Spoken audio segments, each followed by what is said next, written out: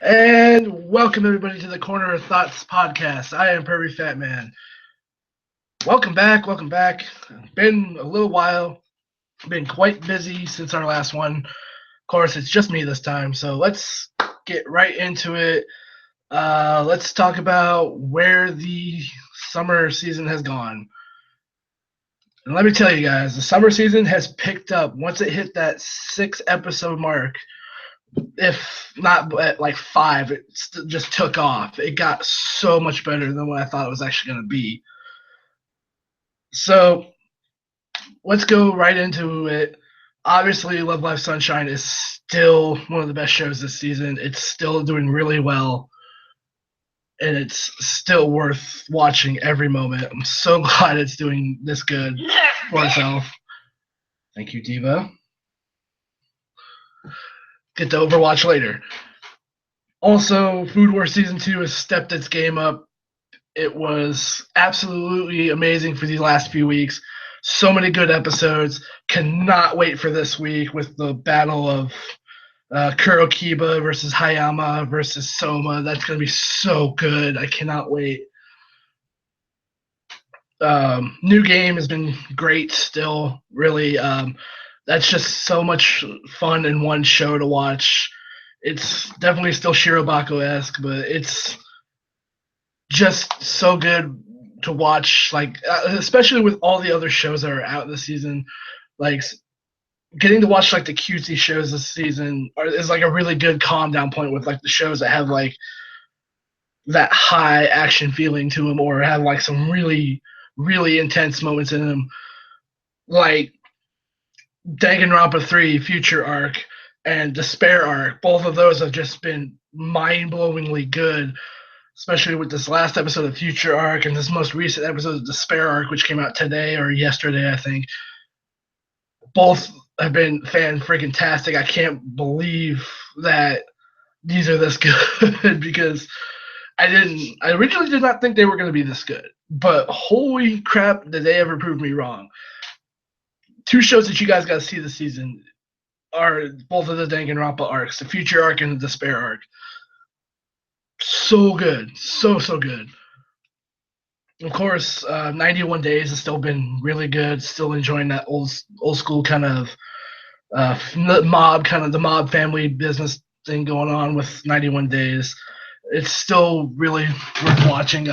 If you like Bakano and shows of that nature, it's definitely worth watching.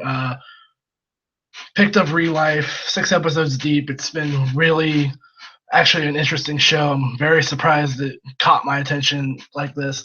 So definitely will be finishing that here soon, but that's also worth watching since it's out in full. So yeah, summer season has been fantastic, way better than I think last year's summer season, which had a significant slowdown. So yeah, every show has been fantastic. Of course, with the leftovers, we have Ace Attorney, which has gotten into the second game now, deeper into. It's either the second game or the third game. I can't remember. I think it's the third game because it skipped over the second game. But it's definitely still worth watching. It's been really good. Of course, JoJo's with the new episodes the last couple weeks, introducing Yoshikage Kira and Killer Queen. And especially this week with Killer Queen. Oh my god, that episode! Like reading that part in the manga not that long ago, and then seeing it animated was just mind-blowingly cool. I cannot believe that that it turned out that well. It was so good, like ridiculous.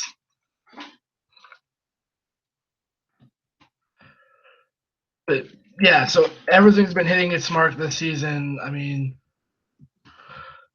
it's all been worth watching. Like crazy. Summer's been crazy good.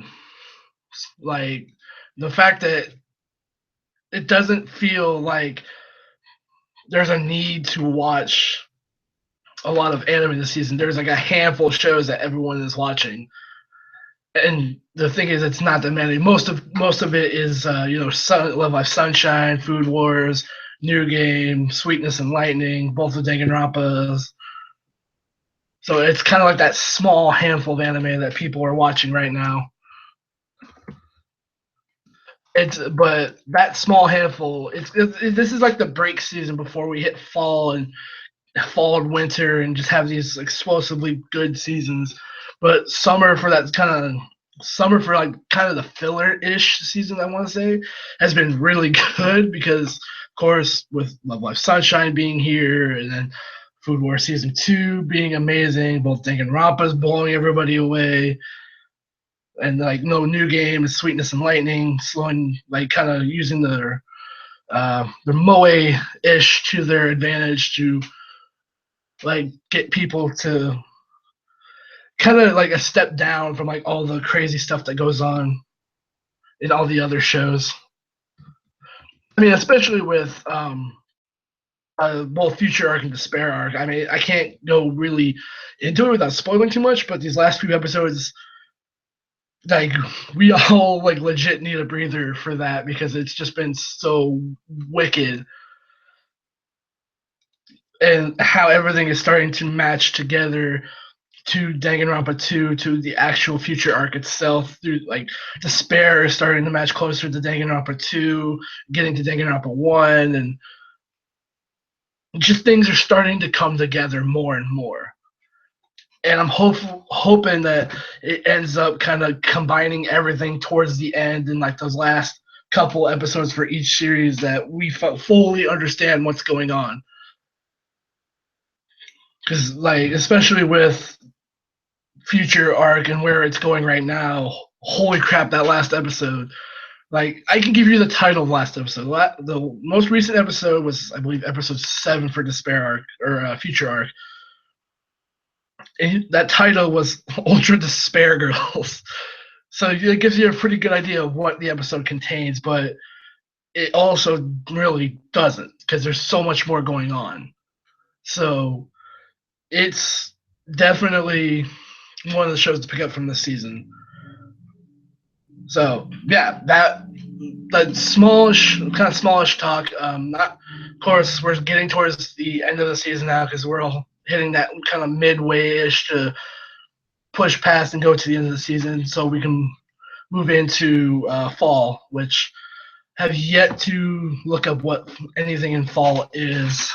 But I believe next week's podcast will be where we start discussing fall and what is probably going to be good out of it. Hopefully, I can drag Phoenix Otaku up for that. So, but yeah, anyway, anime summer 2015 or 2016, way better than 2015 from last year. So,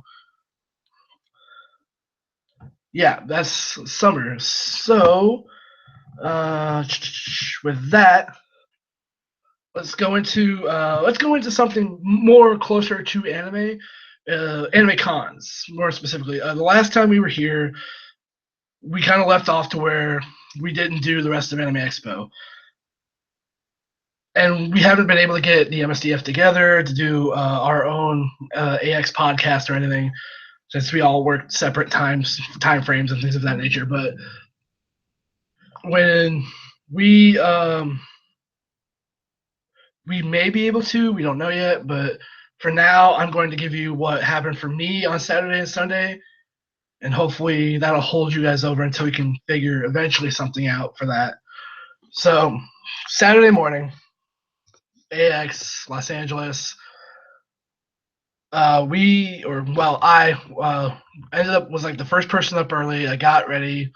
Funny enough, I headed downstairs, and the bus that took us to our hotel, or from our hotel to the convention center and back to our hotel, it was already there. So I hopped on. I got down there early. So I went to the place where I thought was like the waiting point, because it's like this. It's near the back of the convention center where like the huge ass gaming room is, but it's like right next to it on the outside. Um, there's this whole little area where there's couches and chairs set up. I thought that was gonna be like the area for us to line up. So I sat there for like maybe an hour or whatever. I think I got there at like 7:30, maybe 8. was like, okay, well, I got time to kill. I went over they have like a little concessions area to where they sell like actual food on like lunch trays and shit, to where you can go sit down and eat. So I looked, they were open for breakfast. They were making these bomb ass breakfast burritos that were like literally like the size of my forearm, which is ridiculous how big they were. They were like wide as like I couldn't even say how wide they were because they were so huge, round and tall and everything. But yeah, it was weird to see because they were making these breakfast burritos. I was like, oh, how much? Total came out to like I think like 8 and some change or something, 7 and some change. It was ridiculous. It was like that and a drink. I was like, wow, what? For LA, that's ridiculously cheap.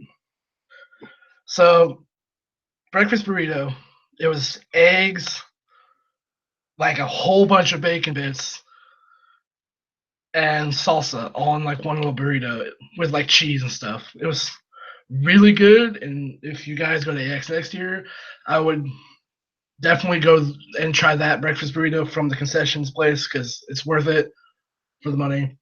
Of course, after I eat breakfast, ended up going out to ended up like looking at a bunch of different people walk by. I'm like, why aren't they lining up here if they're like wearing like Love Live stuff? And the line was outside around the corner underneath some awning or whatever. So wasn't the first person in line like I thought, but ended up getting like a decent place in line anyway. So slowly as the time went by, unfortunately, that's when my phone started to die on me abnormally, which it goes a lot faster than what it did. So by the time I got into the Love Live Sunshine panel, finally 11 o'clock, let us in, we got our seats. Went through that whole event, which was fantastic. We got to meet some of the girls behind the voices, and we got to see their first performance in the, I guess the Akiba Dome. I guess is that what that was? Um,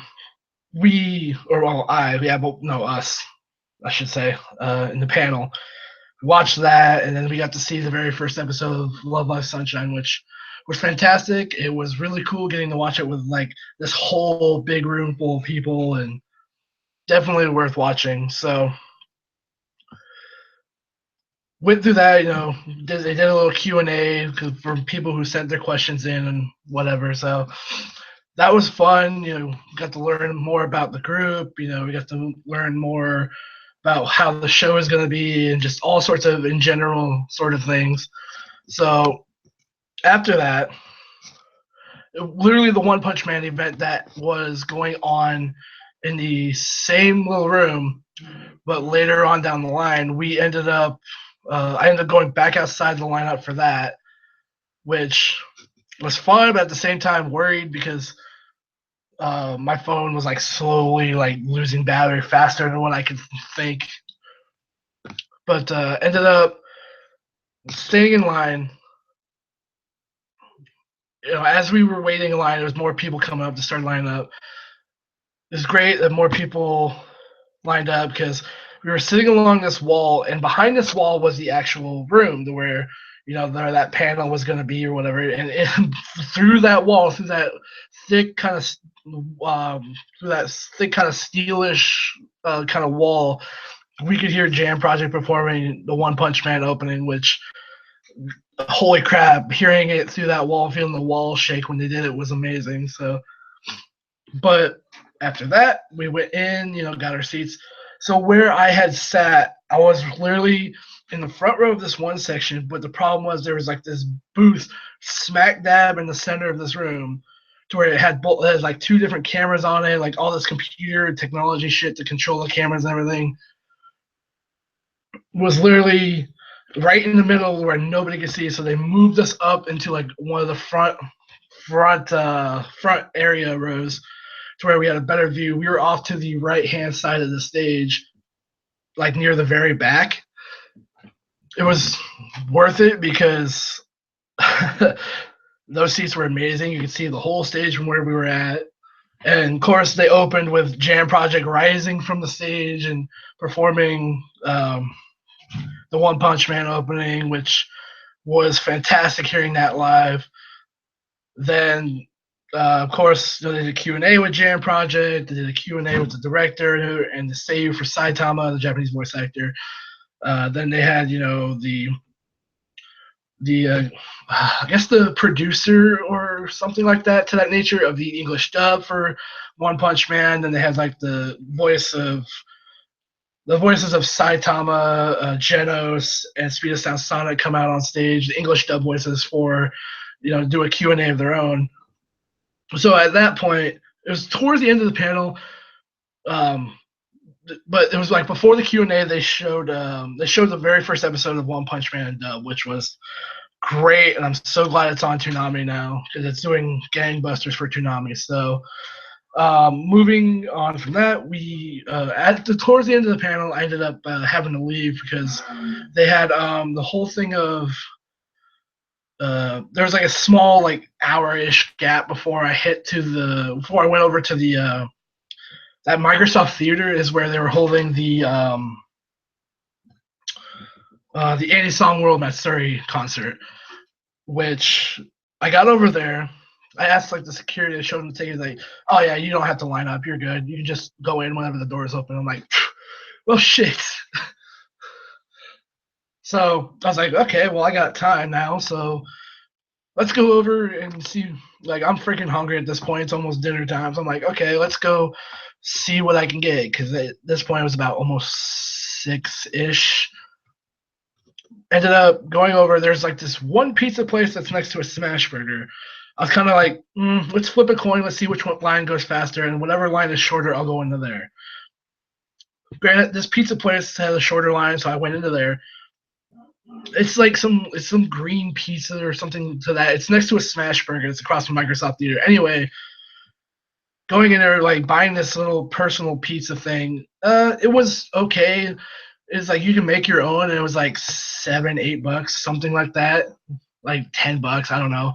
You could add like as many toppings as you wanted or whatever. So whatever, having a meat lover's pizza, that's what I usually do. But cool, you get like refillable drinks and everything. So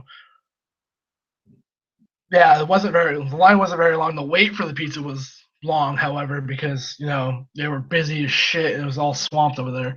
It being Saturday, of course.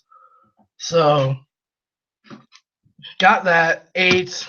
Right as I finished, the doors open. I was like, okay, fuck it, let's go in and see what's going on. Looking around inside. Of course, they had concessions inside. I was like, shit, maybe I should have waited to get concessions inside. Damn. But I was like, whatever. Went and I checked everything out. Saw that they had a table they were selling official Anti-Song merchandise. I was like, maybe. Let me come back later. Never did, though, until Sunday. But anyway, got in there. I found my seat wherever it was. It was like literally like it wasn't like the floor area. It was like that middle area between that and like the higher up seats. I was like right smack dab in the middle, so I could see the entire stage. Had no problems. Was a great distance away to where I could see to where everything was going on. So I think it was right before the concert started. That's when my phone died. So I was like, oh, great. So I have no phone going through this whole concert. So we started off. DJ Kaz came out, who I don't know if there's any way to listen to him through the internet or not, or if if Expo hired him to do that. But if there's a way to listen to him, do so, because the way he cuts songs together and everything is really cool, and like he knows how to work the crowd and get hyped and make sure they're all hyped up for the concert and everything. So yeah, he had Kaz out first, played a lot of different anime songs that a lot of people knew. So then once he was done, they actually started the concert. They rolled out the whole thing for the concert, whole video package. Then out, so they started off with the members of Jam Project. Each member had their own song to sing, and I know one specifically stood out in my mind. I'm like, why do I know this song? And it was towards more like the middle of that Jam Project mini set. I'm like, why do I know this song? And eventually it hit the chorus, cha-la, head cha-la. I'm like, this is head cha-la. How did I not know that? Like, I was like, man, I did not expect to hear this song at all this weekend. And that kind of blew me away. I was like, holy crap. Then after they had that, each member sing their song of choice, I guess, they started, they got to the next part, which was Air LA, and it was, so good. Like, I immediately, like, once she finished her set, I'm like, I have to listen to her, like, literally, because there's no reason I shouldn't be, because she's that good. And of course, more recently, if y'all didn't know, a little bit of news before the news segment. Air Oi is actually on hiatus right now due to, I guess, her health. She's having some health issues, so hopefully she gets better soon. Hopefully she comes back stronger. Get well soon, Oi son. But yeah, her set was fantastic. Of course, she played like all the her hits that she has. She played the Sword Art 2 opening, Ignites, and then I know she played Sirius from Kill la Kill, the first opening, which was fantastic to hear that live. Out next, they had Haruna Luna, who's a very good, very, very good J-pop singer. Like, I was watching her set, I'm like, man, she's really, really good. Like, that blew me away. I was like, wow, holy smokes, is she good? And then at the end, she did a duet with Era Oi, which was really cool. I really enjoyed that. And then the next part of the set was, oh gosh, who came out next after them? I want to say it was, oh god, Minami. That's who it was. It was Minami. She came out and did her own set, which was great. She was like, oh, I was like, yeah, that was really good. She really did well out there. And then she did a duet with her and Luna at the end of her set too, which was really cool. And then I believe there was like a midway point to where DJ Kaz came out again and had more fun with the crowd and played a whole bunch of songs.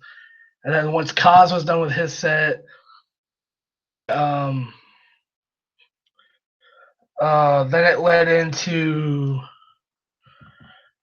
I want to say it was. Hmm, I want to say TM Revolution was first. And by the way, that set was one of the loudest sets of the night because after that set, I could not hear a lot of things.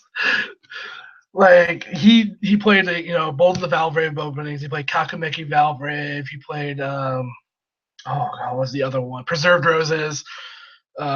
He ended the set with Hardest Sword, which I marked the fuck out for because if you don't know Hardest Sword, it's a Rurouni Kenshin ending that I think everybody should know because that's the one song that everybody knew TM Revolution from way back in the day. So him ending with Hardest Sword was like the best fucking thing ever.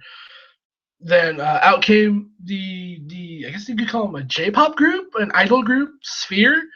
They were actually really cool. I was like, wow, this is very something I don't hear, and it's just really really cool to see this one specific group. They had like a couple songs where one of them were singing kind of like in an operatic style. I was like, holy crap, this is cool.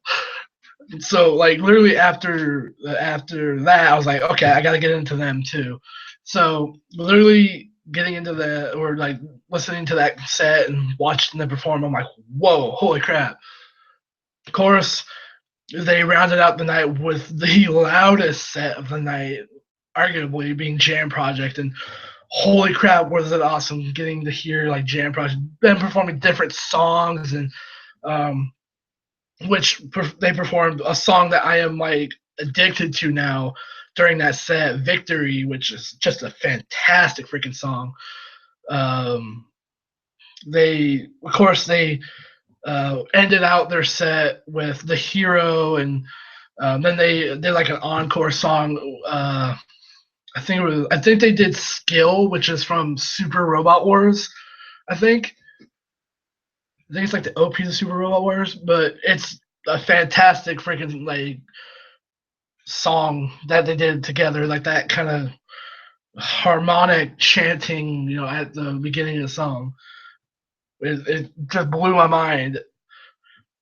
So, and they, did then they came out, together.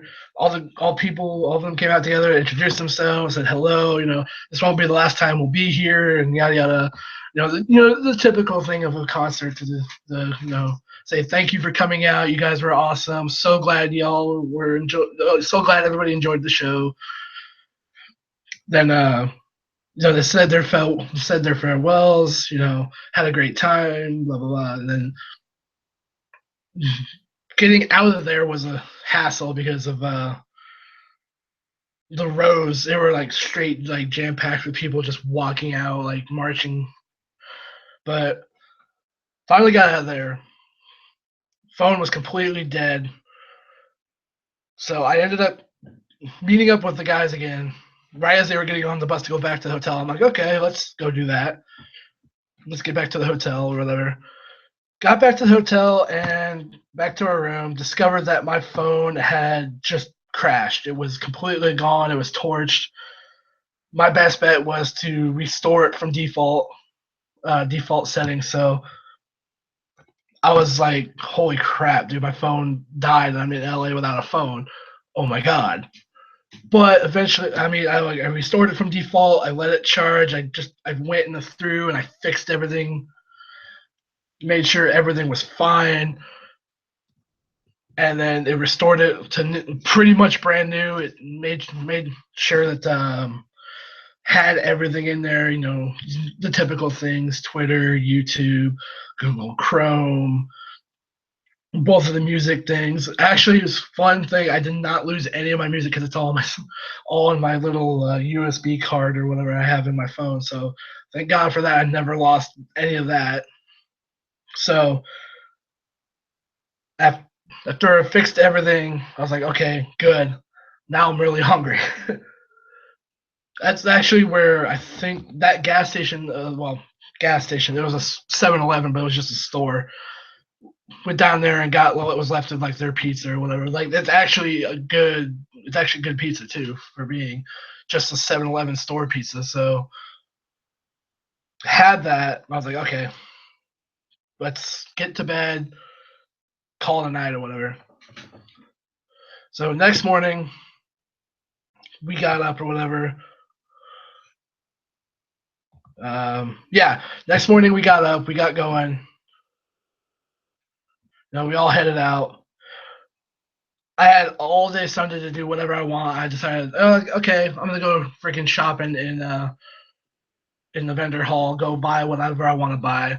So went in there. Of course, I went in through the the back way. Actually, I went in through like the back way, the opposite side from where everyone was waiting. I was like, okay, I'm not waiting in that massive humanity. I'm just gonna go around the back way, go through the doors, over past like the panel rooms or whatever, and then like into the actual hall itself to where I'm already inside. So waiting for it to open, standing around with I think Amos, Hung Like Zombie, and Shane K Gods. I think we were standing, or I think I was only me and Zombie at one point to where because I think Shane left for some reason, but ended up waiting. The vendor hall opened. Here's one major issue I had with that on Sunday. It's they opened one set of stairs on the staircase. That in and of itself is not only dangerous, it's also very stupid because people can fall and get hurt going up one set of stairs on the staircase. I know it's for like crowd control reasonings, but y'all gotta realize that if somebody falls and gets hurt, that's on you for not having the rest of the staircase open. So just saying. Also, maybe hire some other security because I was like kind of pissed off at this. Well, it wasn't more so that wasn't directed towards me. It was directed towards somebody else in line. Some other guy that was like farther away from us, but he was like yelling at the guy like, "Dude, open the other stairs. This is ridiculous. We can't be like going up one staircase." And of course, the security guy, who obviously takes his job way too seriously, dude, you're a yellow shirt security dude. You don't take your job seriously at all. As long as people are safe, that's the only thing you need to do. Shut up and don't talk to no one. But he was just sitting there like mocking the kid with like his hand, doing like a mouth motion or whatever. Like, I think the kid said something to like, "Dude, are you fucking stupid? Come on, really?"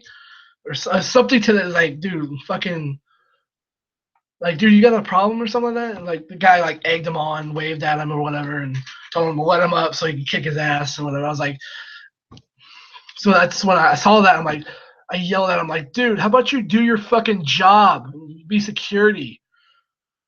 And I'm betting he heard me because he walked his ass back up the steps and watched everyone come through. So, fucking next time the security shouldn't be that bad because it could result in somebody knocking one of the security guards out. So, just saying. But beyond that, so getting into the vendor hall, no problem. So, I think Zombie went to go do something, and then I was on my own. So I was just kind of walking the floor, seeing what was going on. Actually, made my way over to the one booth where it had the very, very professional cosplay of Rhaenyra from Monster Musume, the one professional cosplayer lady. Holy crap! Seeing that in person versus pictures is crazy. How cool that looked. That it was still the best cosplay of the weekend for me because that's absolutely insane how much time and how much effort went into that. So, after I, got a picture of that, saw that, I walked around for a little bit, just kind of walking around all the booths, doing whatever. Eventually started buying stuff. I met up with Zombie again and ended up going over to Hendane or whatever to go check out the dojins again. So I was just kind of searching through the dojins. I think it was Kantai Collection, I think, is what I was searching through, looking for like a specific couple dojins. But ended up running into Tone765 on Twitter, or Kawaii and Punch over on Faku if he still posts. I don't know, but he ended up tapping me on the shoulder. I'm like, "Who's this?" I'm like, "Oh shit, that's Tone." He's like, "Yeah." I was like, "Yeah." I'm like, "Dude, I don't even recognize you without your hat or your afro or whatever." He's like, "Yeah, I know. A lot of people have been telling me that this whole weekend because he was wearing like a blue like overcoat and his hair was short or whatever." I was like, "Damn, man." He's like, "Yeah, what you up to?" I'm like, "Oh, well, I'm just looking through the dojins for content collection." He's like, "Yeah, well, that's a good idea." Yeah, I ended up meeting up with him. Zombie did the same thing, and we ended up meeting up with uh shit. I think we ended up meeting up with Derek, Harmony Nui 21. I think we ended up meeting up with him. Then we went to go meet up with everybody else to see what we were gonna do or whatever. And I think myself and Zombie went to go grab lunch at that point because it was about 11-ish in the afternoon or something like that.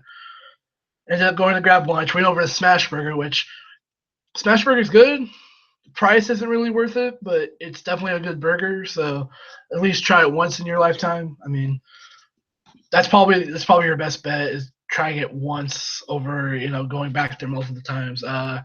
It's okay. Mm, it's a good burger, but the price is a little bit much. But anyway, we ended up going there, met up with Derek again, ended up hanging out for a little bit. I ended up leaving after a little while or whatever, and then going over to getting in line for the concert, the Flow and Old Codex concert that was happening over at that one little upstairs club. I forget what it was called, but that whole day, by the way, I was wearing a Bullet Club shirt. For those that don't know, Bullet Club is the group of people that are in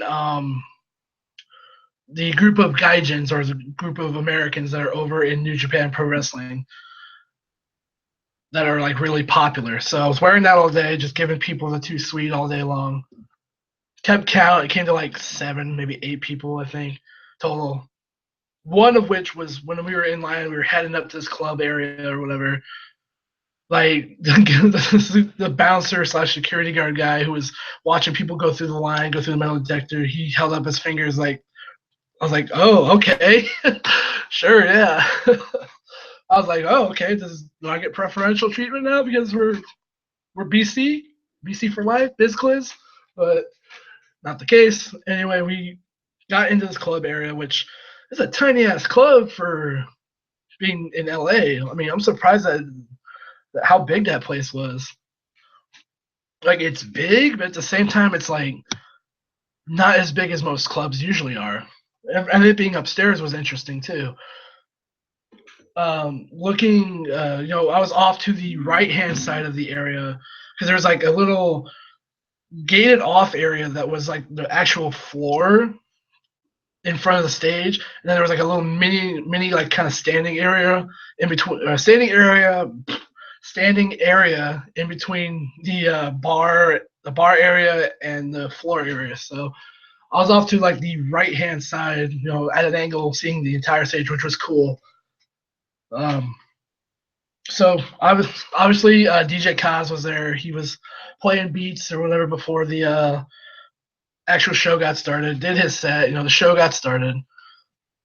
Um, and out comes Old Codex, and that was impressive. Like seeing them perform live is a whole different beast as opposed to MP3 because them live they have so much more energy than they do like in MP3 format. Like hearing that energy live versus MP3 is like not like a non-issue because it's that good. Them live, they of course they did, all their popular songs. They ended up doing the God Eater opening. Obviously, they did the both free openings. Obviously, most popular ones. I think they did the Servamp opening, if I want to say. I can't really remember, but if they did, I don't remember. Obviously, it was cool though. Their set was really great.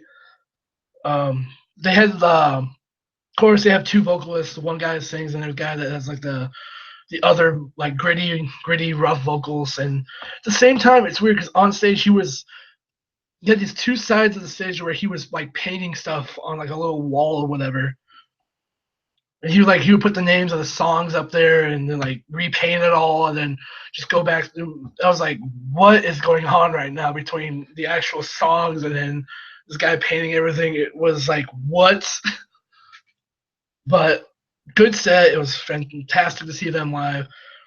Obviously, okay, and in between, DJ Kaz came back out, did another set, which was fun. Got the crowd amped up. Ended up, like I had a second there before Flo went on stage. I was like, holy shit! Like an epiphany. Like I was like, holy shit! I'm about to see Flo in concert live. I've been listening to these guys for like since high school. I'm like, oh my god, what is going on right now? And then Flo came out. They started off with like, oh gosh, I know the song title. I just can't remember it. It's one of their second Naruto openings. Wasn't Go. It was like the next one after that. It was that.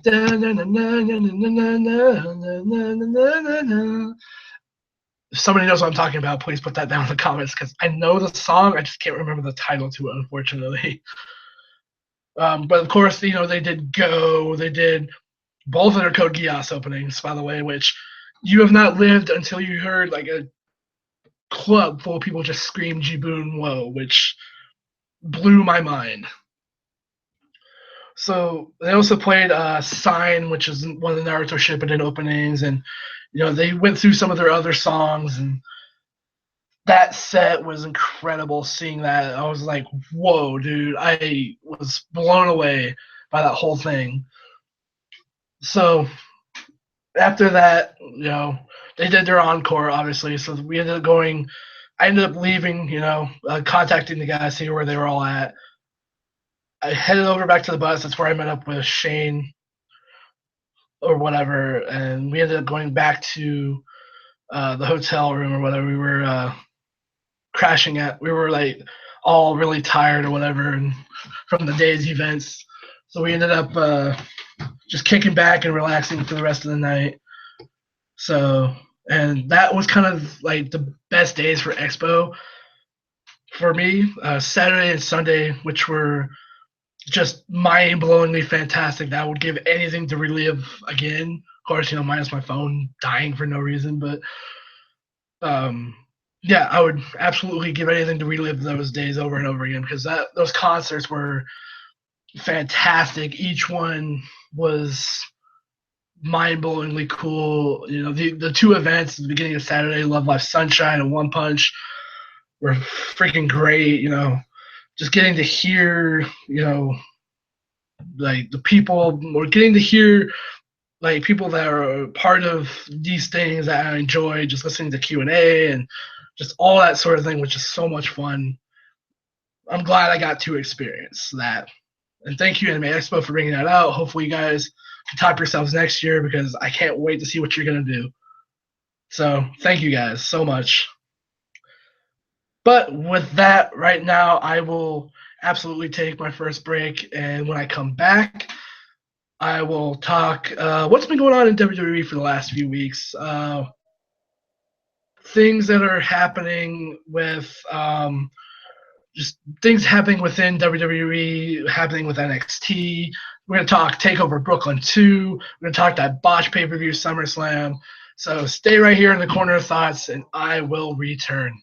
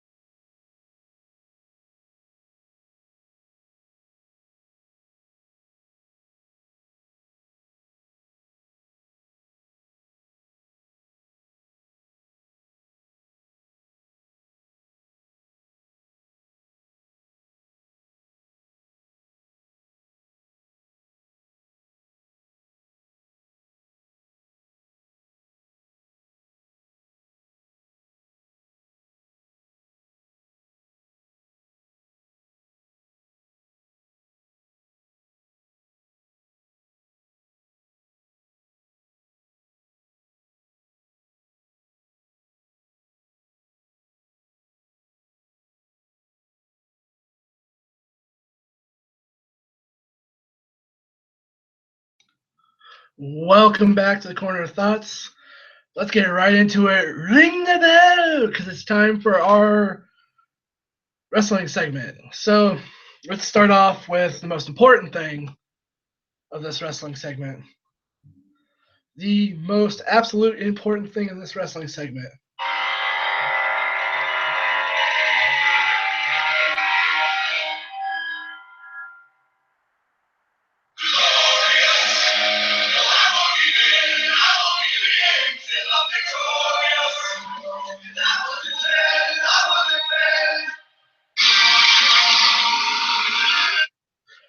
Let's talk about how good Bobby Roode's theme song is. Holy shit, is it good? Let's also talk about how over he is now because thanks to Johnny Gargano and Tommaso Ciampa, those glorious bomb vines that they put out, which I have down in the comment section for y'all to watch. Fantastic, and of course, him coming to NXT finally, having his own theme and glorious domination. It's out there on iTunes, out there on Google Play. Go buy it. One of the best songs in the company right now, hands down. That, Nakamura's theme, Sami Zayn, just so many different good ones, but that is like hands down one of the best ones in the company right now. So, yeah, okay, so beyond how awesome Bobby Roode is and how awesome his theme song is, let's get to the suspensions. I know everybody has seen it. Paige got suspended, Del Rio got suspended, and the fact that nobody cares, even Marie got suspended. So Paige and Del Rio got suspended for violating policy. There was I don't think there was a legitimate explanation for it. I can't remember what the explanation for it. I don't know if there was any. They just violated the wellness policy for 30 days, which was the 30-day suspension. They violated the wellness policy. So they'll be back, I guess, in 30 days, or in Del Rio's case, once the 30 days is up, he plans to leave. So, according to what I read today, anyway. But yeah, also Eva Marie got suspended for 30 days for the wellness policy, which is strange, but it gave a perfect way to SummerSlam. So let's get kind of into the pay-per-views, I guess. So okay, it was announced that Raw was going to get their new world title, the new big title, the Universal title, and SmackDown was absolutely going to get their new tag titles and their new women's titles. So literally, let's get to the SmackDown ones first because those were the better of the two reveals. So SmackDown tag titles, they are a blue strap with silver everything else on it. So it's the same thing as the regular tag titles. It's blue and silver, and it looks actually a lot better than the original tag titles, honestly. The copper pennies, they actually look like giant silver dollars. So I guess take what you get, and it's not as bad. They're okay. And of course, unoriginality strikes again. The women's title for SmackDown is just the women's title for Raw, but with a blue background. So hey, it's unoriginal. It's not a very big thing that went over the top to say, hey, this is our new title. They got debuted at SummerSlam and then booed out of the fucking building and then ruined two people's careers because of it. Well, ruined that match because of it. But anyway, before we get to SummerSlam, let's start with what happened at NXT Takeover Brooklyn 2. Big, very big. So, as we all know, last time NXT was in Takeover Brooklyn, some big stuff happened. Bayley won the title, just all sorts of stuff. Finn Balor beat Kevin Owens for the NXT title, I think, in a ladder match. But anyway, kick off the show. The feud of No Way Jose versus Austin Aries culminating in this match. Obviously, Austin Aries was not a fan of No Way Jose, so Jose had actually a really good match, surprisingly. I did not expect No Way Jose to perform very well. He took the words right out of my mouth, so I watched that. I'm like, wow, this was a great match to lead on. Both men did really well. Of course, Austin Aries ended up winning that match with the last chancery. So the that bridging Indian deathlock move that he does, which was fantastic. So he ends up Austin Aries wins the match. Obviously, he goes over big, and as he goes to attack No Way Jose, he attacks No Way Jose after the match. He beats him down. Out comes Hideo Itami to confront Austin Aries, and they both go at it. Hideo Itami, catches him off guard. Hits him with a few strikes, catches him, puts him up, and hits the GTS clean. That's huge. The fact that he got to use the GTS clean on TV on WWE Network was fantastic. I'm so looking forward to the Austin Aries versus Hideo Itami feud. That's going to be fantastic. Both men are really good at what they do, so I can't wait to see how that's going to happen. So after that, we go to the first women's match of the night, the debuting Ember Moon versus Billie Kay. Now, I have never seen Ember Moon beforehand. I just heard a little bit of hype surrounding her. So legit, she's actually really cool. Has like these red she has like red eyes. I'm pretty sure they're probably contacts. But it's really, really cool to see. It's just new kind of woman's wrestler mixed in with the NXT crowd now. She's like high flying, but she can also deliver like punches and forearms and things of that nature. Her finisher, if that's gonna stay her finisher, holy shit. I was like, what the hell did I just see? So she literally gets to the top rope, dives off, and she catches Billie Kay in like this. She like twists, but she catches Billie Kay into like this stunner motion and hits like this corkscrew stunner move that I have never ever seen. I'm like, whoa, holy crap, that is cool. And of course, she beats Billie Kay 1-2-3 to win her debut, which I can't wait to see more of her because if she's going to be pulling out moves like that from as her finisher, I absolutely cannot wait to see how she does. So after that, we get the video package setting up Bobby Roode versus Andrade Cien Almas, which was fantastic because the crowd was severely behind Bobby Roode for like every step of the way of that video package. So so we get to the match.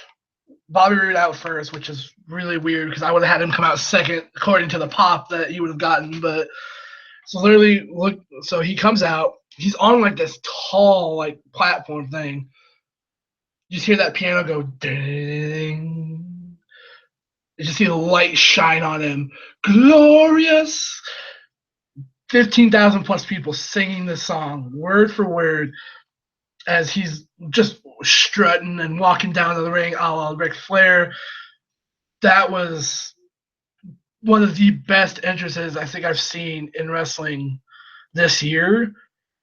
And there's been some pretty good ones, amongst other promotions and everything, but Bobby Roode coming out and just that 15,000 plus people in the Barclays Center singing that song word for word as he made his way to the ring blew my mind. I was like, holy crap, this is going on right now. This is going to be a moment that people will remember in time. And it only makes me hype for Bobby Roode when he hits the main. If he keeps that song, when he hits the main roster, and there's going to be hundreds of thousands of people singing that song. I cannot fathom that. Like a whole arena, say like the size of U.S. Airways Center, just all these people singing "Glorious" Domination. I cannot wait for that. It's going to be amazing. But Okay, so to the match, Bobby Roode, Andrade Cien Almas. Both they were really good. This match was actually pretty good. It showed Cien Almas, still kept his high flying style. He worked well with Bobby Roode, both men going back and forth.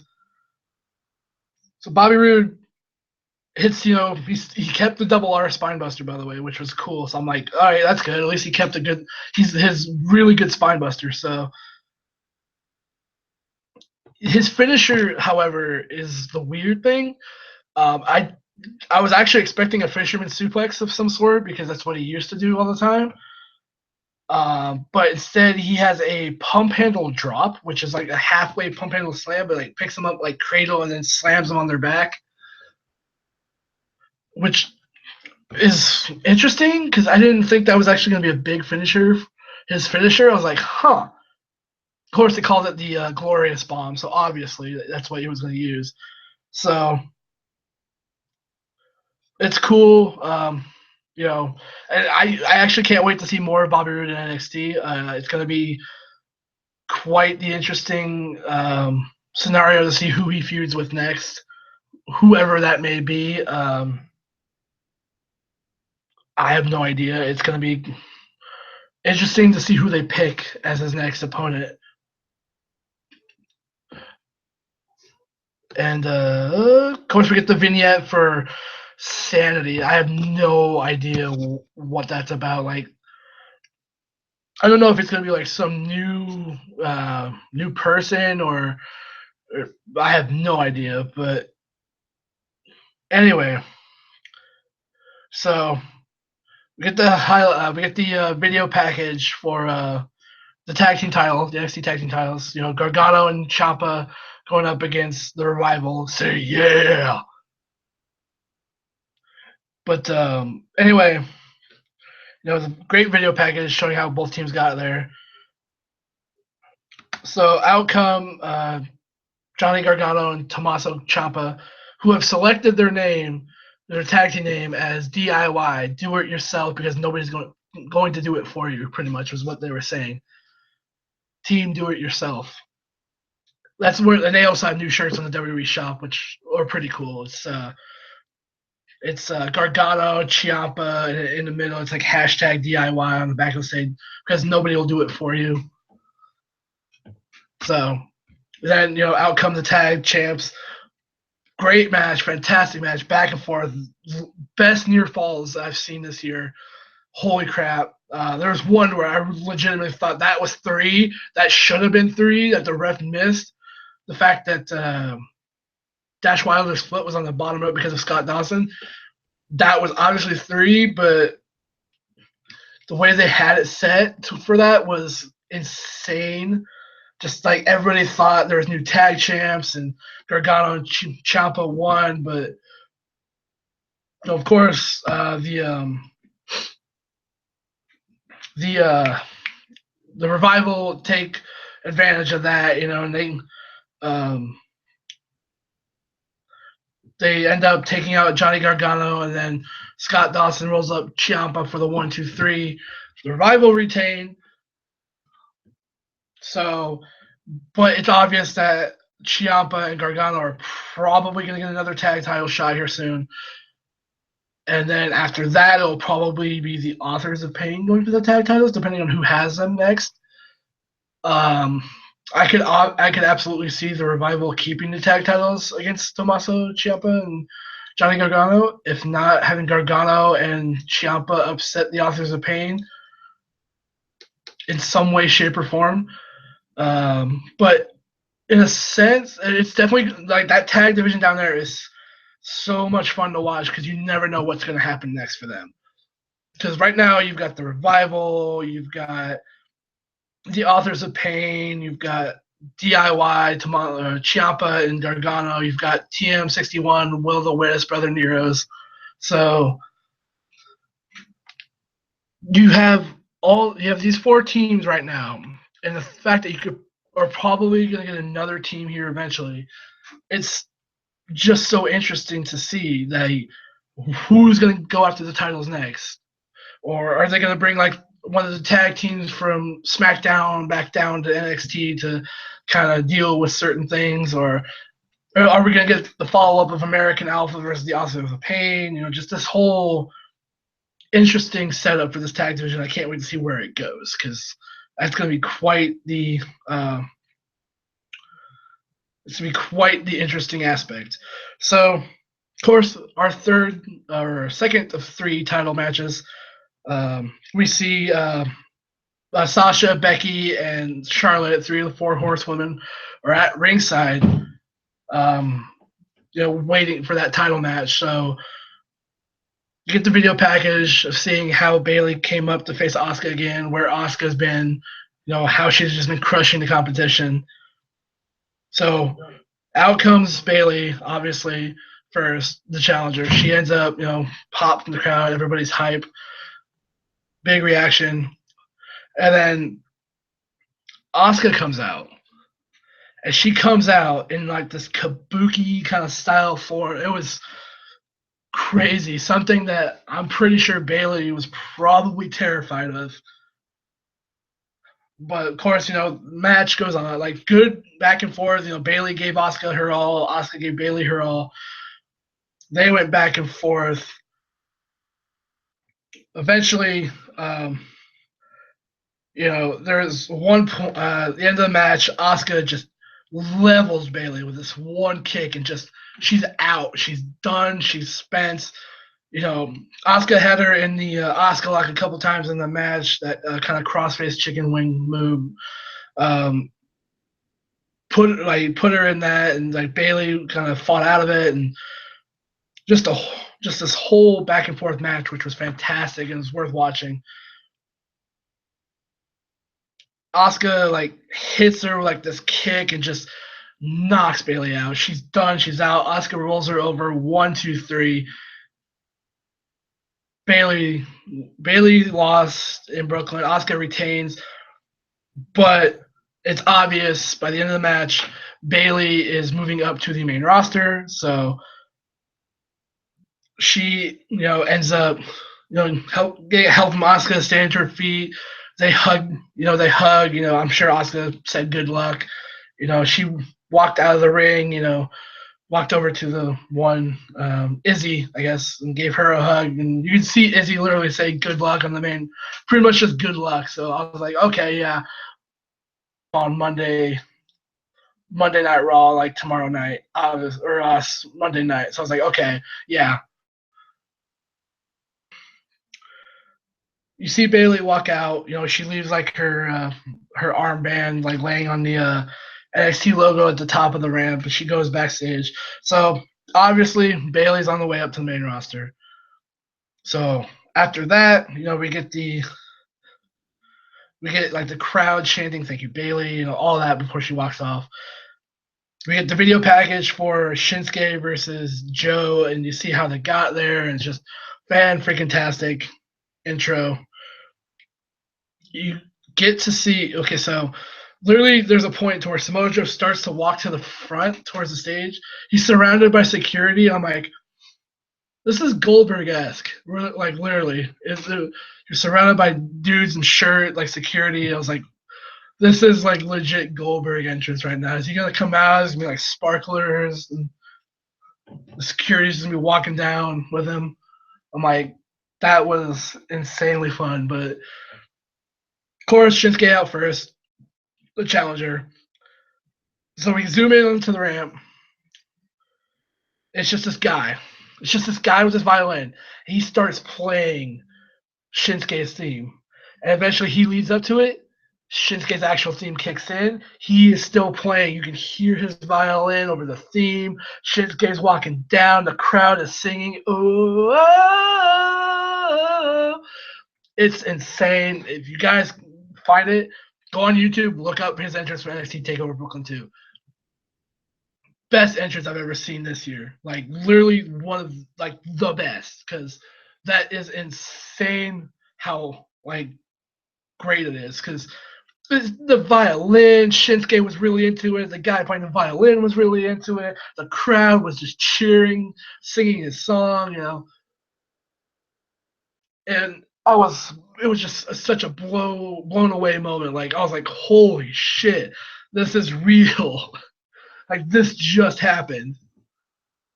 So literally, Shinsuke gets down to the ring. Does a spendy leg pose. Joe comes out. They go face to face. Of course, the ref has to separate the two of them or whatever. So back and forth match. Both men just beating the hell out of each other. Forearm shots, punches, chops, all sorts of things. Shinsuke dropping knees like it's no one's business. Joe hitting moves. Joe has Shinsuke into Kakina, but Shinsuke is like dancing, just like just twisting Joe into a pretzel because it's one thing that they don't mention often. Over in Japan, Shinsuke was actually an MMA fighter for like a small period of time, so he knows how to get out of submissions and everything. So he knows how to twist people into pretzels. So him getting out of Joe's submissions and then putting him in the submissions of his own and just all sorts of like the different strikes and like everything so brutal back and forth between both men. Joe hits the muscle buster at one point. Shinsuke kicks out like two. Joe can't believe it. Towards the end of the match, Joe gets like German suplex like it's nothing, by the way. Shinsuke German suplexes Joe like he's nothing. Shinsuke goes for the Bombe later on in the match. There's a point to where Joe like he immediately gets like he sits up and Shinsuke's just like bang Bombe right to the face. Now, and Joe kicks out at 2. Now you see immediately after that you see Joe just like his jaw hanging down. His jaw got popped out of place from that knee. Well, they say he broke his jaw, but it looked like he popped it back into place like immediately after. I don't know how but he got lined up. He took the second Bombe. Shinsuke pins him. 1, 2, 3. Shinsuke Nakamura, your new NXT champion.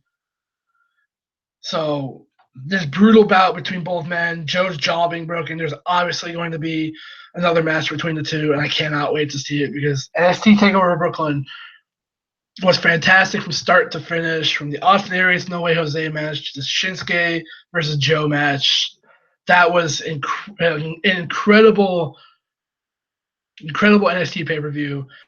It beats out the end. I want to say it beats out NXT Takeover the end, even though it was really good. But it also beats out. But I don't think it beats out Dallas. NXT Takeover Dallas was fantastic. It doesn't beat out it beats out the end though. I did like the end. NXT Takeover the end, but this literally beats out the end. Like Takeover Brooklyn 2 was fantastic. Like if you guys haven't seen it, go watch it. It's probably on the network right now. It's worth seeing every single minute of it because that is why I love professional wrestling. That whole pay-per-view is just that good. So we go from good to bad to possibly worse. We get SummerSlam. Now, it was like this show was like 4 hours long, and it was like way too long for it. Like it was like 2 hours for the pre-show, and then like 2 hours for the main show. So like almost 5 hours long. It was just not worth it.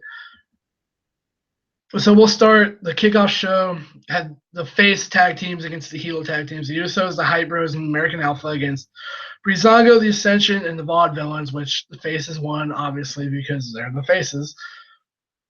So, and then we had Sami Zayn and Neville for no reason defeating the Dudley Boys in a tag match because why not? Then we had Sheamus versus Cesaro in the best of 7 series, which it's a best of 7 series that got announced on Raw. Why are you putting it on the pre-show, not the main show? Sheamus beat Cesaro on the pre-show in a best of 7 series, in a match that nobody watched because everyone skips the pre-show. So, first match of the night, we get Enzo and Cass against Jericho and Owens, Jericho. So obviously they're in their hometown. Enzo and Cass ain't winning, so Jericho wins. Obviously, makes them both look pretty good for like the Universal title thing, but whatever, So in any aspect, Jericho and KO wins. So then, we get to there's a backstage segment where Jon Stewart shows up because why the fuck not? He's Jon Stewart. He's gonna be there or whatever. Talks to Steph McMahon. Yada yada. Whatever. So video package of Sasha versus Charlotte. We get the women's title match right at the gate. Second match of the night, by the way, which was strange. So there's a point in this match to where it looks like Charlotte's gonna go for like a sidewalk slam from the second rope or something. She ends up like not like dropping Sasha right on her fucking head. Like, was that supposed to happen, or was that like a shoot? Was that Charlotte actually dropping her on her head for no reason, or was that a botch, or what happened there? So then after that, later on Sasha does like this Hurricane Rana or this Frankensteiner from like the top rope, where she almost lands on her head again. It's like it's a spot fest in this match. It's like, oh my god, stop, please, don't hurt yourself. So literally, it ends with Charlotte regaining the title. We found out later that it's because of Sasha being injured. She had a back injury, so she's going to be out for a while. I think like 4 to 6 weeks, something of that nature. So literally seeing that, everyone was stunned and immediately just booed Charlotte out of the building and just everything that was happening. So then we cut to, the biggest cock tease of the night, by the way. We see, Luke Gallows, Doc Gallows, as I'm going to call him. Doc Gallows backstage with Carl Anderson. They're hanging around AJ Styles, the whole beat up John Cena thing. And then as, they end up, to do like the too sweet thing. And then in walks Finn Balor from off camera. He looks at him, smiles. They're like shaking their hands, kind of like holding up the too sweet, wondering if he was going to do it. You hear the fans cheering their asses off, and turns and walks off camera, and you just hear boo. So obviously something's going on, was going to go on there, but that was WWE saying, nope, not yet. So, of course, we get the disappointment that is the WWE Intercontinental Championship with Miz winning over Clean from Apollo Crews, which, whatever, who cares? IC title doesn't mean much nowadays anyway. John Cena versus AJ Styles was next. And if it's one match that everyone should see from this, it's this 23-minute barn burner of a match. I did actually sit back and watch this. This was indeed the best match of the night by far, because it was just so back and forth. John Cena versus AJ Styles, it was fantastic. It was great. AJ Styles kicked out of like 3 AAs, 3 attitude adjustments. One from like the second rope, which left everyone breathless. I forget how this match ends. Oh yeah, so AJ does the Styles Clash in the match. Everyone thought that was it. He hit the Styles Clash. Nope, Cena out at 2 because Cena always kicks out at 2. So towards the end of the match, AJ goes up, springboard, phenomenal forearm, pins Cena, 1, 2, 3, beats Cena clean. So here is what, after this, here's kind of what happened in a sense. AJ went over clean, obviously, so kind of passing the torch, but not really. So Cena stayed in the ring after. The crowd was, kind of cheering, giving him applause, saying, good match. He ends up taking off one of his wristbands, leaving it in the middle of the ring, and like he gives a salute to the audience before he walks off stage. And we're like, what just happened? Like, did Cena just retire on us, or did he just say, "Hey, I'm gonna be gone for a while"? Or because I know he's supposed to take time off again, I just don't know when. So it was quite interesting to see that happen. So John, of course, we get John Stewart come out. You know, he cuts his promo saying blah blah blah. I'm gonna be here and I'm gonna support the New Day in this match, which took way too long for him to say. Tag team championship match: Xavier Woods and Kofi Kingston again with John Stewart in their corner against Doc Gallows and Carl Anderson for the tag titles. DQ happens because right as Doc Gallows and Carl Anderson are about to crush John Stewart's nuts, Big E comes down to save the day, and they get DQ'd. So New Day are still tag champs, but there will obviously be a rematch for that because now that Big E is back, they're going to deal with their issues of the club and everything. So then we get the World Championship match: Dean Ambrose versus Dolph Ziggler or Shawn Michaels, whatever you want to call him. So Dean Ambrose wins, obviously. Pins Ziggler after the Dirty Deeds and 1, 2, 3. So not much of a match for the WWE Championship. So then we get like the filler match of Team Becky, Naomi, and Carmella. By the way, Naomi, when did she get cool? Because she's actually like a lot when we saw her on SmackDown and saw her here. This is actually something I did watch because of a certain return. So Naomi has this awesome new entrance to where it's like a sped up, like kind of rave version of her song, "Girl Bye." But then like she's like it's blue lighting. She's throwing out glow sticks to the crowd. She's got this really cool looking, really weird looking one piece bodysuit, and she looks like she's actually better in the ring now because of everything. So it's weird. Becky Lynch, Team Becky, Becky Lynch, Naomi, and Carmella versus Natalya, Alexa Bliss, and what was supposed to be Eva Marie.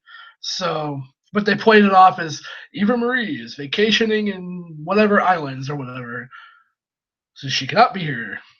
We regret to inform you. So instead, we get that a surprising return, somebody that we weren't going to expect for the rest of the year. Nikki Bella is back. Holy crap. She came back and I was like, wow, Nikki Bella is back. Holy crap. That's surprising because with her neck and everything, I didn't expect her to be back until like next year. So that's crazy. So Nikki, she pins Carmella 1, 2, 3. So team, I guess Bella at this point wins. It's supposed to be team Alexa, but anyway, they win. They go over obviously. So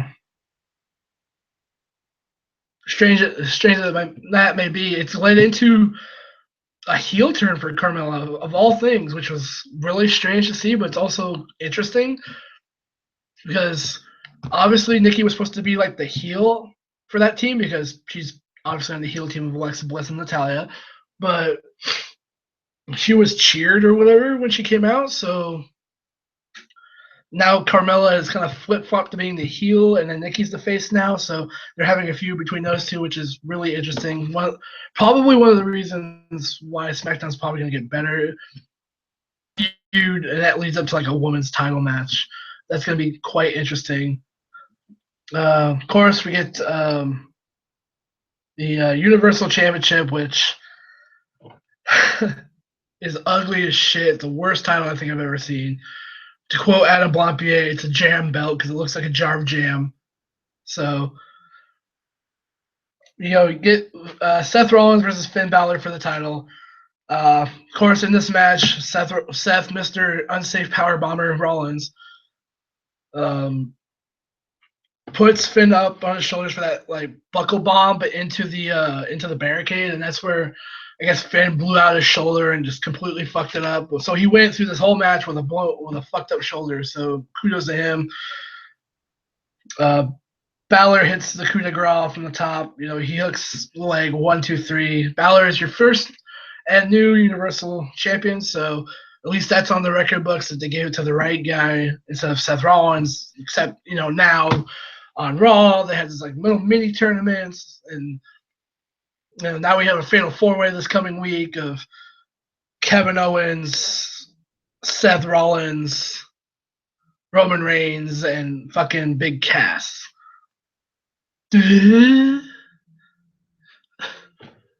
I mean, if you want to devalue your title even more, since your first champion injured his shoulder in that match, and he had to give it up because of that injury, he'll be back in like 4 to 6 months. So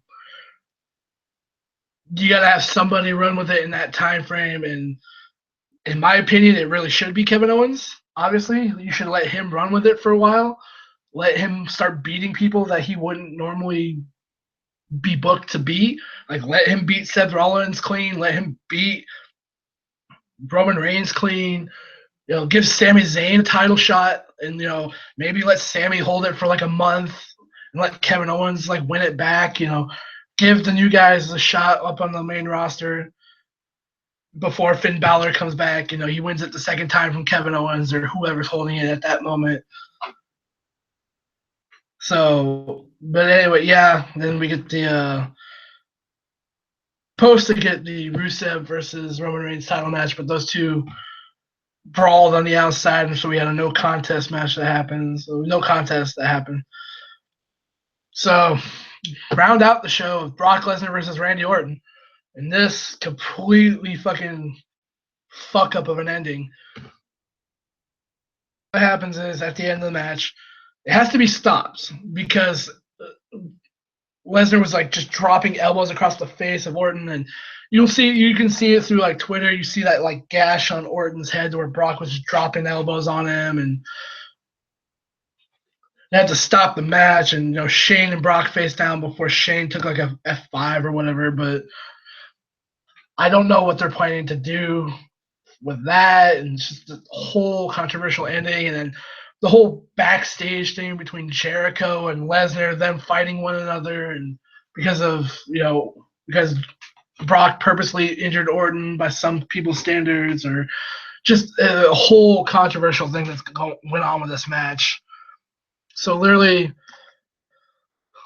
and I guess that's how it ends. Not a very good pay-per-view for them. That was a huge miss for them, much like WrestleMania was. It seems their smaller pay-per-views have always been the better ones this year. Unfortunately, if that's the case, then that means they have not been doing a good job with their booking section of. I guess you could say their booking section of setting up matches, because Brock versus Orton could have been good. It was a cross-brand feud that I was actually excited for, and that match was not what I wanted. I wanted a legitimate match to where either Lesnar or Orton won or something of that nature. So I didn't want like Brock elbowing the fuck out of Orton and then stopping the match because of it. I did not want that. So honestly, if I would give you guys the two to watch, the one thing to watch from that past weekend of wrestling, it's NXT Takeover Brooklyn 2. If you lost faith in watching SummerSlam, I would watch NXT Takeover Brooklyn 2. That will restore your faith, because that is what wrestling should be. It's the pageantry, it's the events, it's the everyone giving their all, giving their best, and not coming up with half-ass storylines in the back. So I would obviously rate NXT Takeover Brooklyn 2 higher than SummerSlam. So hopefully the next pay-per-view, the separate pay-per-views, because we're supposed to be getting Backlash for SmackDown, I think, and then isn't it like Hell in a Cell or Armageddon for like fucking Raw, something of that nature. So in any sense of the word, NXT had the better pay-per-view. And with that, let's ring the bell one more time, because that is the end to our with that, I will take my last break, and we will come back. We'll talk video games. No legitimate news this week, but we'll talk about video games. We'll talk Overwatch, and we'll talk 2K17 coming out with WWE 2K17 and everything else. So until then, stay tuned right here in the Corner of Thoughts podcast. I will return.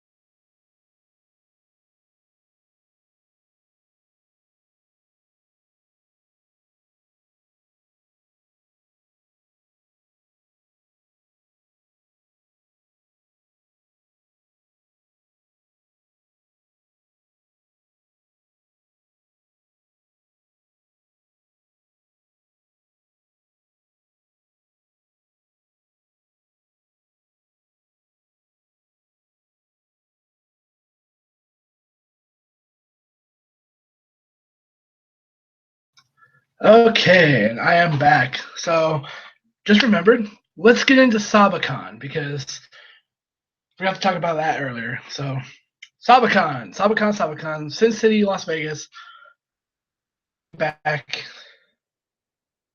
Had a fantastic time. So let's start with our journey. Unknown reason we left it Thursday. To get there, we got there by like, oh god, what was it? It was like 7:30, almost 8 in the morning by the time we got there. So we literally didn't like took like 4.5, maybe 5 hours. It was strange that we left that early. I mean, honestly, I know we could have left at 4. We would have made it there by at least 9 o'clock. So anyhow, we got there. We got into our hotel room, the first of two, by the way. Our first hotel room, which we spent Thursday night in. So we got there, set our shit down, and we just went. We went out and we went out to go gamble, I guess, if I remember. Well, first thing we did, myself, Zombie, um, Phoenix Otaku, and our friend Alex, we ended up going over to White Castle. Obviously, that's always the first stop when we go to Vegas is White Castle, no matter what. Um, we went over to that area. We parked. We walk over there. Walked over to White Castle. Had White Castle, which was fantastic, by the way. It was so worth a year waiting for. So then we kind of just relaxing. I ended up walking over into the casino that was next to us. It was the Harris, I'm guessing, if I remember. We ended up, well, I ended up like just popping a little bit of money into a machine. Ended up winning like $2.50 back. I was like, okay, I'm good. I'll stop here. So then we made our way back to the hotel. We were waiting for the other guys to show up, and they finally did. So it wasn't all in all. It wasn't bad. It was fun. We kind of sat there for a while. Um, I know a few people left after that to go gamble somewhere else, and I know most of us crashed out because we were tired. I slept for about like an hour because of road trip burnout. So because sleeping on the way there was impossible apparently. So then that I mean we just took Thursday to go do what we wanted. We went and gambled. We went and did whatever we wanted to do. We picked up our badges, did all sorts of fun stuff for Thursday. So anyway, Friday morning, so we got up, we transferred all our shit over to our other hotel room that we had as I guess independent guests was what the MSDF were, I guess you could say. We were independent guests, put that in quotations. We got to our hotel room.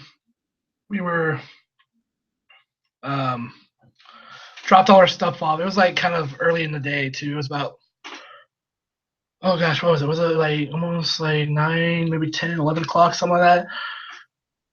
But anyway, it was 9 something in the morning when we dropped all our stuff off. We ended up putting all our stuff in the room. We relaxed for a little bit. Then we headed out down to the vendor hall. Vendor hall, not bad this year. Definite same setup as last year. We had, just the artist alley on the outside and all the vendors in the middle. So, we saw some great vendors. It's the same vendor that always follows us. It seems like kind of follow us everywhere. It's the vendor that sells art books, but not also art books, also like figures and everything. Always see that vendor. We always see. So we had found out our friend, one of the vendors, Casey. He runs he co-owns his own like anime. I guess his own anime shop. I guess you could say.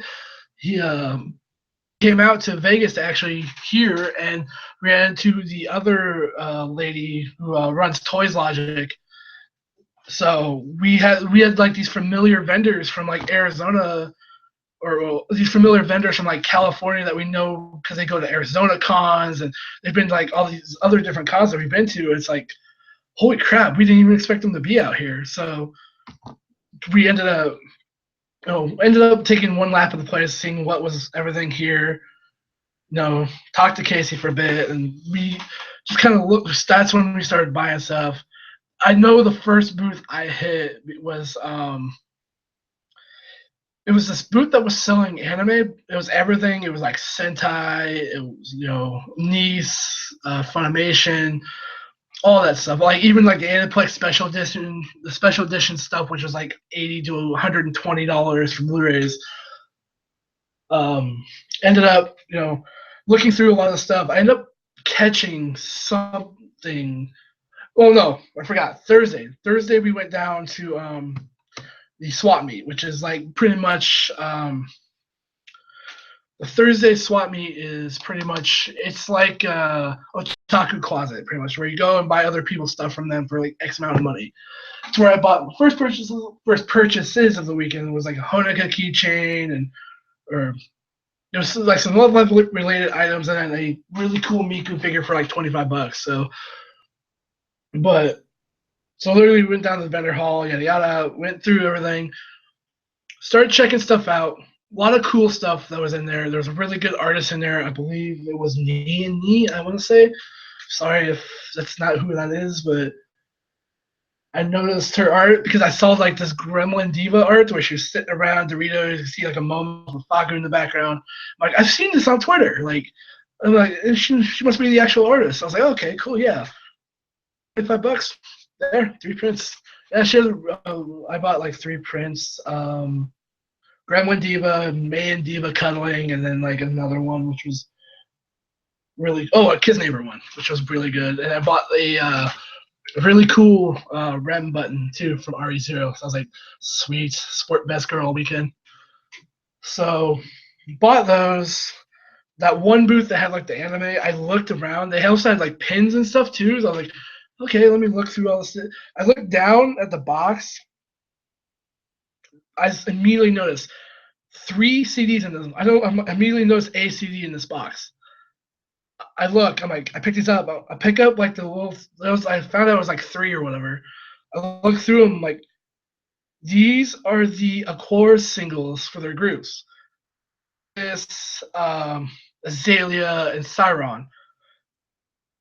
I was like, okay, how many for like how much for each? He's like 15 each. I was like, take all my money. I want these.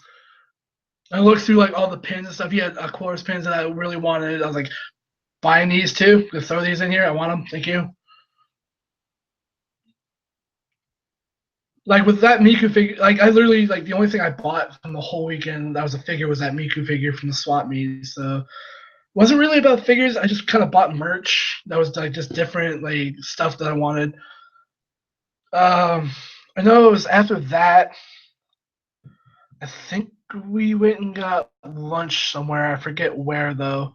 I think either we went back to the hotel room and we went to lunch or we went somewhere. We went to, like I think where did we go? I think we went out to lunch. I think because I think Friday was the day. It was either Friday or Saturday that we ended up going to the Roberto's buffet, Mexican buffet, or Roberto's Mexican restaurant. Fantastic place. And as we came back and we ran our first panel at like 4 o'clock to like 5:30, I think it was like 5:36. It was your anime is not flawless, which was in a good sized room, but the problem was the AC in that room was awful, so it got really hot in there because we were all like amped and hyped up and everything. So there was that problem. So then after that, we relaxed for a little bit, and then we went and did our second panel for that night. We ended up doing what the Fuda, and that went over really well. Had like a full room, so ended up headed back to the hotel after that. We relaxed. We were hanging out. So we know we were drinking or whatever, just shooting the shit. We ended up deciding, what the fuck it, let's go do something. So stupidly, of course, we walked to this casino called the no, earlier in the day, I ended up going to the Hard Rock with somebody because I just wanted to go gamble for no fucking reason.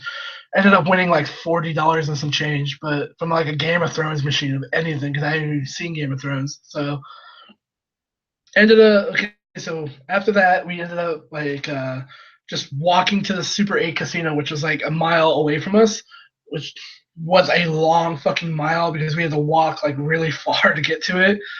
So we ended up going there. Alex, our friend Alex, Cullen, and like Jamie were all they were playing blackjack at the table or whatever. I did like one machine there. I'm like, I lost money, whatever. I don't care. So ended up going to what was it? Ended up going to I was just kind of standing around talking with Amos or whatever. I was like, man, really should play blackjack or something. I'm like, I'm bored. I should do something. So I ended up going over to the table, an open table or whatever, like, or it was like one person at it. Sat down and started to play. So I was like, okay, I'm not doing bad. I'm doing pretty good. Eventually, that dealer left because they had like a karaoke thing to where all the dealers and everything went up there to go sing or whatever. So we ended up the dealer that was over at the other table, which was getting blown up by Alex because apparently he's really good at blackjack. She ended up over at my table, and I had Lane in my ear, Phoenix Otaku. He was talking, teaching me blackjack or whatever. I was like, okay, that's not bad. So eventually realized I was like, okay, well, I'm up $5. Fuck it, I'm gonna stop here. I'm good. So I was like, yeah, won $5 off of blackjack, so that's not bad. So then I went to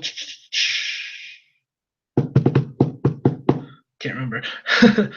So after we cashed out or whatever, we all left. We walked back or whatever, and we went and just kind of hung around. We were myself, Phoenix Otaku, our friend Colin, and Derek. We were all awake till about 3.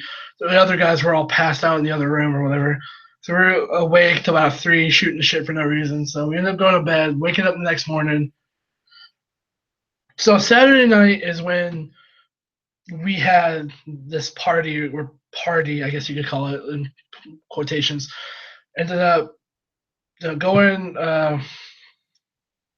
Ended up hosting our first panel. Well, no, our first panel of the day was like way at like 7 o'clock at night or whatever. Guide left to Pentai. So we ended up just shooting the shit all day, not doing anything. Saturday is when I was at this table, this booth table, which granted I wish Sabakon wouldn't bring them out again next year because that table was kind of a scam. It's tables where it's like the shaky ball thing and whatever numbers you get like X, you shake it or whatever you do, you get like numbers and it builds up. You have to keep putting money in. So I ended up like wasting $15. I got like these 2 prizes. I got like a frisbee and like a deck of cards that were like Angry Birds Star Wars cards. I was like, whatever, fucking free gifts. I was like, who fucking cares? So I was like, okay, whatever. Got those. I quit and I left. That booth is a scam. So guys, next year don't do that booth. Or if it's there again next year, just don't go to that booth because that booth is a real scam. I asked them about like what were like the prizes and everything, how much you had to actually pay out or whatever. So yeah, that booth is a bit of a scam. So just kind of. Oh, that's something else I forgot. Friday, I found a booth, $10 each. I bought the Baby Metal pop vinyls that were only um, online, sold online at the like pop vinyl online shop. So I was like, sick. Bottle 3, they're sitting uh, in the box still. I haven't found a place to put them, but eventually I will. So anyhow, Saturday, we ended up going over. We ended up 3 of us. I remember ended up going to Walmart to go buy stuff for like the party later on or whatever, just to go buy a bunch of stuff. So eventually we get to our panel. Again, full room for Guide Depth of Hentai. Well, we started at a full room, and then everybody left. So in total, it was about half a room. So it wasn't bad. So we ended up did that panel. We went back. We had our party in the hotel room. Fun, but meh. So ended up closing out that night. Yes, we were up till like 3 a.m. again. Then we went to bed. Sunday we had our last panel of the day or whatever, which was hentai worth watching. So it was after. So we ended up making one last wrap. I ended up making one last lap of the vendor hall, but apparently the Alexis Park, from what I understand, shut off the AC, so we got screwed in the long run there. So we packed all our stuff up, did one last lap of the vendor hall, did our panel, and then we ended up going and grabbing lunch before we left. So before we left, we decided that some of us were going to stay for a little while longer. So we ended up driving it was myself, Phoenix Otaku, our friend Colin, and Derek. We drove in Colin's car down the strip from like one end to another, which was really cool, getting to see everything. So then we ended up. There was one over that I actually really enjoyed. Was I saw like this Master Chief looking guy in like a red suit of armor. I really just wanted to roll up next to him. I really wanted to roll up next to that guy and just like yell out the window, "Suck it, Red!" Oh, and I would hope that he would respond back with "Suck it, Blue." For those that know RVB like I do, so. But anyway, after that, we drove down. We ended up actually passing Gold and Silver Pawn Shop, which was from Pawn Stars. It wasn't busy. We thought about it there for like a couple of minutes, like should we, shouldn't we? Like, nah, let's just get on the road. So we got on the road. We ended up stopping by the Hoover Dam, which was really fun because we had to climb about 20 sets of stairs to get to the top of that little bridge that's off to the side of a little freeway right there to actually get like a decent picture and video of uh, the actual Hoover Dam itself. We did drive down there and go across it to see if we could find like parking or whatever that wasn't paid, by the way, which is kind of ridiculous that you have to pay for parking to walk the Hoover Dam. So it technically should be a national park. But anyway, we ended up doing that. We got the picture of the Hoover Dam, took a small video of it. It was on Twitter or whatever. And we eventually took off from there. We drove off, headed home. Took forever to get home because I tried to sleep at the same time I couldn't. So it was like halfway in and out between consciousness. And the only thing that kept me awake was me scrolling through like the results for SummerSlam and being absolutely pissed off. So by the time we got back, it was like almost 9 o'clock at night. So we ended up going to and once we got all our stuff and then we headed home. So that was Sabakon. Sabakon was absolutely a lot of fun. I would do it again. My only issue really was just the trips back and forth and no sleep. Really, beyond that, I think we did pretty well for us. I do hope next year is a little bit better regarding the trip back and forth. But anyway, yeah, that's Sabakon. So literally, okay. So now we'll get into like the kind of the gaming section. So over this past weekend we had the Overwatch Championships, or it was the Overwatch Atlantic Showdown. So, which stems from really good Overwatch play. I watched a little bit of it.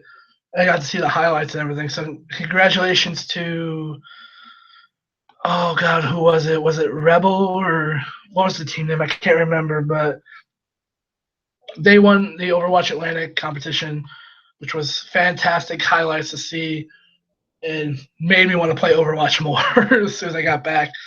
So more recently, Overwatch actually got a patch as well to where some people got nerfed. Genji got nerfed. He needs to be nerfed again, obviously. Some people got boosts, just all sorts of different things. Competitive Season 1 finally came to a close. So congratulations to everyone who was a part of that. Myself, who could not get past fucking level 30 at one point. So ended up okay. So Season 2 starts here relatively soon. I want to say it's a couple weeks from now, actually. But ended up playing. Okay, so competitive, and then we had a new goes the Overwatch Olympic thing kind of went away along with it. So back to regular Overwatch, we have a new event going on right now where it's all you just play all the offensive people, no more than 2 per team though. So no more than 2 character per team, I should say. So like you play like 2 Reapers and 2 Pharahs and just things of that nature. So and then of course we still have the obvious quick play, but unfortunately, more recently, as of coming back from Vegas, I've discovered that the Overwatch servers have been not good as of late. I don't know if it's the servers themselves being too overloaded and causing a lot of lag, or if there are people actually like kind of cheating or whatever. I don't know, but every time I've gotten to the Overwatch server recently, eventually it'll start like lagging to where people will run into place and like the game will like lag out and it'll cut you back to the main menu or whatever. So Blizzard fixes that here relatively soon, so that doesn't happen anymore. So, but it's because it's kind of taking away from the experience of Overwatch, having to shoot somebody and then them just standing there and their health not dropping and then them killing you. So it kind of takes away from that experience. So after that, a lot of announcements have been going out. WWE 2K17 is coming out this fall. Obviously, a new one always comes out. A lot of new stuff coming out for it, new submission system, and just a whole bunch of different other things.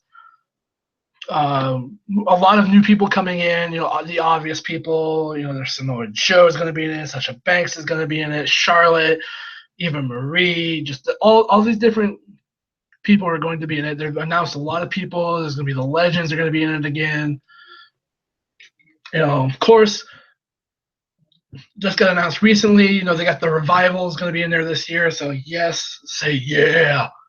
So then we have like Finn Balor's in it again this year, but he has like a really weird entrance that he only did once, and yet it's in the game. So it's that one little chainsaw entrance that he did at Takeover Dallas, where he's like wearing like the blue and everything. So then they have the New Day entrance. They have Big E doing the thing, but it doesn't. It has him going, don't you dare be sour.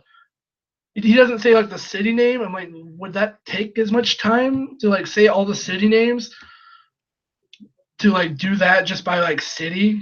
Because there's usually not a lot of cities in the game that you can make your characters from. So unless they've expanded that, because apparently this is going to be a bigger roster than 2K17 or 2K16, I think, from what I understand. So, but yeah, hearing it, it definitely it doesn't sound like it's live. It sounds like he recorded it in the booth, which is unfortunate because I would rather hear it live than I would in a booth. Like I would like they do a lot of different like taunts and stuff like live, and they kind of capture it while from like video and stuff, then put it into the game to where you'll hear it like live or whatever. Hear it like better quality than the actual entrance. It's like that was a thing last year for 2K16. It was Enzo's entrance, to where you can hear my name is Enzo Amore and blah blah blah, and it sounded like he was doing it in the booth as opposed to them capturing it from the live version. So unfortunately, that's what it seems like the New Day entrance is going to be. But not much we can do about it because they only have like X amount of time to make a game, as opposed to taking a year off then making another game. So they have like all this new stuff in it. So of course they have the NXT edition, which granted it's worth it for the money because it comes with like a really cool painting of Nakamura. It's got this really cool Finn Balor statue, and it comes with like early DLC for like Shinsuke and Nia Jax and just everybody for like pretty much everybody in NXT. It's like $80-$90 something like that, but they have said to where that DLC is probably just going to come out like a couple months after the game. So after the game comes out, so like we would be better off just waiting for. We would literally be better off just waiting for the DLC to come out and buy it from the PSN. Is pretty much they're saying. So anyhow, but yeah, that's really all the video game talk. That's what's been around from this past weekend. So I guess with that, I'll wrap up the show. Thank you guys so much for tuning in. I know it's just me this week. Hopefully, by next week, within the next couple weeks, I can get Phoenix Otaku back on here. So I know me and him are supposed to be going to the local convention Sabakon, so as just regular attendees. So literally, thank you guys for tuning in. Glad you showed up. Thank you for listening. Hopefully you guys stick around for more. And with that, I am Perfect Fat Man. You can find me on Twitter at Perfect Fat Man, and I will see you guys in the next couple weeks. Bye bye.